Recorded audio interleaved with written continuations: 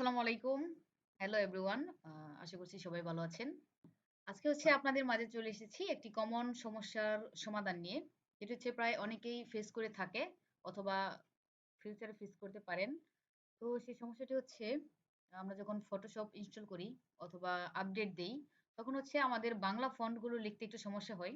আমাদের যে যুক্ত বর্ণগুলো আছে, ওগুলো ভেঙে, ভেঙে আসে। তো চলেন দেখে আসি আমাদের কোন সমস্যাগুলো হয়। তো আমি এখানে সময় কম নেওয়ার জন্য আমাদের দেখানোর সুবিধার্থে আগেই কিছু যুক্ত বর্ণ লিখে রেখেছি। তো সেগুলো আমি কপি করে নিয়ে আসছি। কন্ট্রোল সি দিয়ে আমি কপি করলাম। আর এখানে কন্ট্রোল ভি দিয়ে পেস্ট করে দেব।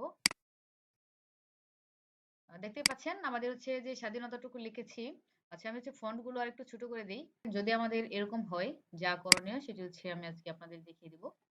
মাত্র 1 মিনিট লাগবে ঠিক করতে। যদি এমন হয় তাহলে আমাদের করতে হবে এডিট। এডিটে গিয়ে সর্বশেষ যে অপশনটি আছে প্রিফারেন্স। তো আমরা প্রিফারেন্সে যাব। এখান থেকে আমাদের যে রিলেটেড সমস্যা। তো আমাদের যেহেতু টাইপিং সমস্যা, তো আমরা টাইপে যাব। এখান থেকে এখানে সিলেক্ট করা আছে ইস্ট এশিয়ান। আমরা সিলেক্ট করে দেব middle eastern and south Asian. তারপর ওকে। ওকে করলে এখন কিন্তু আসবে না। যদি আমরা এটা সিলেক্ট করে সরাসরি লিখে ফেলি, তাহলে আগের মতোই আসবে। সেক্ষেত্রে আমাদের যা করতে হবে, আমাদের ফটোশপ থেকে বের হয়ে যেতে হবে। ফটোশপটা ক্লোজ করে দেব। তারপর আবার নতুন করে ফটোশপে ঢুকতে হবে। তো ফটোশপে আবার আমরা একটা নতুন করে আর্টবোর্ড নিব।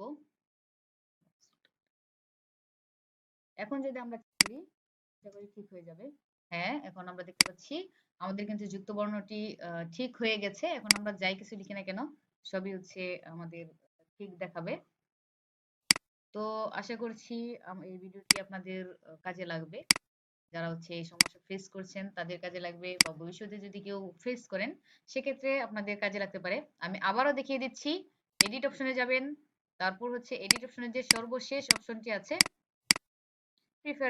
প্রিফারেন্সে যাবেন। তারপর টাইপ। তারপরে সেখানে যে দ্বিতীয় অপশনটি আছে middle eastern and south Asian, এটি সিলেক্ট করে ওকে করে দিলেই হবে। তারপর ফটোশপটি ক্লোজ করে আবার অন করবেন। আশা করছি সবার ভালো লেগেছে। ভালো থাকবেন। সবাইকে ধন্যবাদ।